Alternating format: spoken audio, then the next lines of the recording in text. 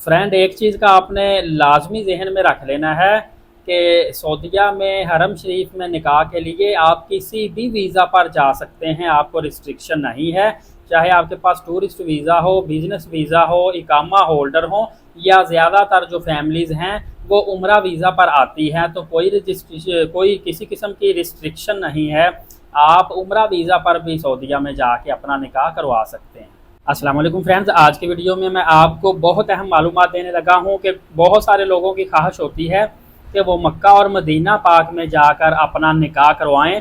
आपको पता है कि बहुत सारे सेलिब्रिटीज़ की भी वीडियो आती है, बहुत सारी दूसरे जो लोग हैं वो भी मक्का मदीना पाक में अपना निकाह करवाने की ख्वाहिश रखते हैं, या बड़ी तादाद में इंडियन पाकिस्तानी मुसलमान जो सऊदी अरबिया में मुकीम है वहाँ पर काम करते हैं, तो वो वापस अपने कंट्री में नहीं आ सकते। लिहाजा वो चाहते हैं कि जो लड़की वाले हैं वो और उनकी फैमिली मक्का पाक में या मदीना पाक में आ जाए, यहाँ पे ही निकाह की सेरेमनी कर ली जाए।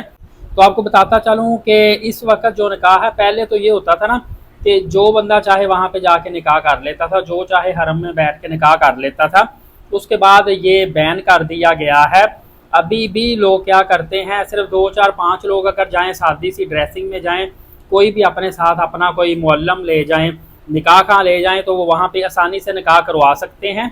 लेकिन एहतियात बरतनी पड़ेगी, शुरतों को पता ना चले, बहुत ज़्यादा हंजूम खड़ा ना हो, प्रॉपर ब्राइड ग्रूम की ड्रेसिंग जो है वो ना हो। लेकिन अगर आप वहाँ पे इज्तिमा इकट्ठा करेंगे, प्रॉपर दुल्हा दुल्हन ड्रेस पहनेंगे, तो वहाँ पे शुरतें आपको बार बार उठाएंगे। वहाँ पे बैन है, आप निकाह नहीं करवा सकते, और दूसरा वो आप सऊदीया में रजिस्टर भी नहीं करवा सकते। तो फिर इसका तरीक़ेकार क्या है, मैं आपको ऑफिशियल तरीक़ेकार बताने लगा हूँ कि सऊदी अरबिया ने प्रॉपर एक तरीका बना दिया है। उस तरीके के तहत आप मक्का या मदीना पाक में जाकर निकाह करवा सकते हैं। ज़्यादातर लोग वैसे मदीना पाक में करवाते हैं, आप कहीं भी जाकर करवा सकते हैं। इसके लिए सबसे पहले आपको सऊदी गवर्नमेंट की तरफ से इजाज़तनामा लेना पड़ेगा। इजाज़तनामा लेने के लिए आपको एक फार्म मिलता है, शादी फार्म, वेडिंग फार्म होता है, वो सारे का सारा फिलअप करना पड़ता है, उसमें डिटेल डालनी पड़ती है। और वो मक्का और मदीना पाक में मकतब बने हुए हैं, आगे चल के मैं लोकेशन भी बता दूंगा।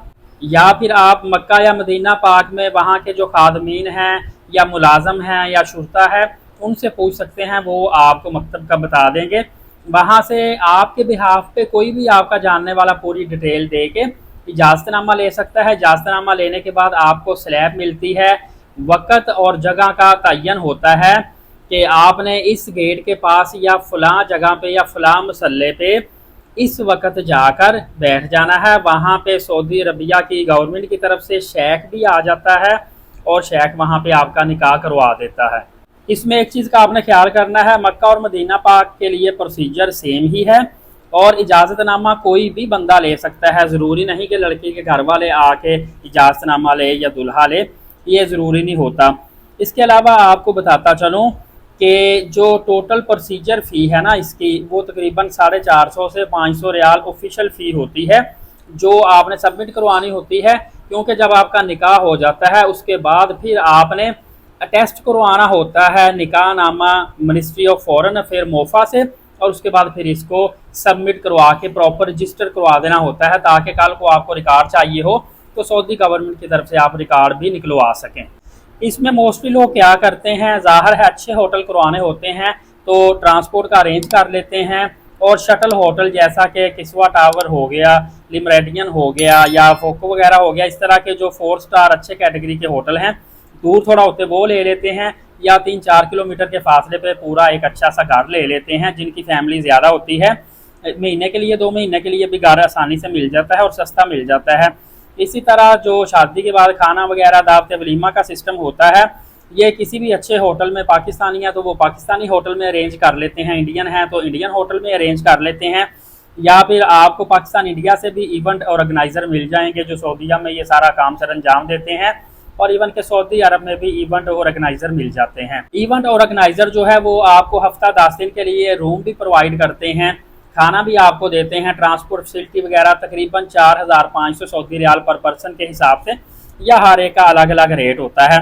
इसके अलावा मैं आपको बताता चलूँ कि रिक्वायरमेंट में आपने इजाज़तनामा लेना होता है, और रजिस्टर्ड जो शेख है वो आपने लेना होता है। वो अगर आप इजाज़तनामा लेंगे तो फिर आपको मिल जाता है। ताकि आप निकाह अगर चाहें तो बाद में रजिस्टर करवा सके। अपनी मर्जी के बंदे से आप निकाह करवाते हैं तो फिर वहाँ और इजाज़तनामा नहीं लेते तो फिर आप सऊदीया में मोफा की तरफ से ना टेस्टेड करवा सकते हैं ना रजिस्टर करवा सकते हैं। और ये वेडिंग फॉर्म है ना जो फिलअप करते हैं ये ज़्यादातर आपको अरेबिक लैंग्वेज में मिलता है। जब मोफा से अटेस्टेड करवाना होता है तो फिर आपको इंग्लिश लैंग्वेज में भी कन्वर्ट करवाना पड़ेगा।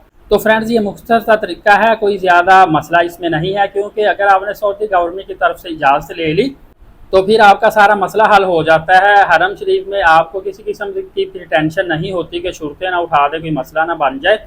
आप प्रॉपर इजाज़तनामा लेकर निकाह करवाएंगे तो आपको परेशानी मसला मसाइल नहीं होगा और सऊदीया में बाकायदा तौर पर आपका जो निकाह है रजिस्टर भी हो जाएगा। फर्दर अपडेट जानने के लिए एलीट साकिब यूट्यूब चैनल को सब्सक्राइब करके बेल नोटिफिकेशन को ऑल कर लें ताकि तमाम तरह अपडेट्स आपको बर वक्त मिलती रहे। नमाज कायम करें, नबी पाक सल्लल्लाहु अलैहि वसल्लम पे रोज़ाना कसरत से दुरूद पाक भेजा करें और कुरान पाक की तिलावत करते रहा करें। इजाज़त, शुक्रिया, जज़ाकल्लाह।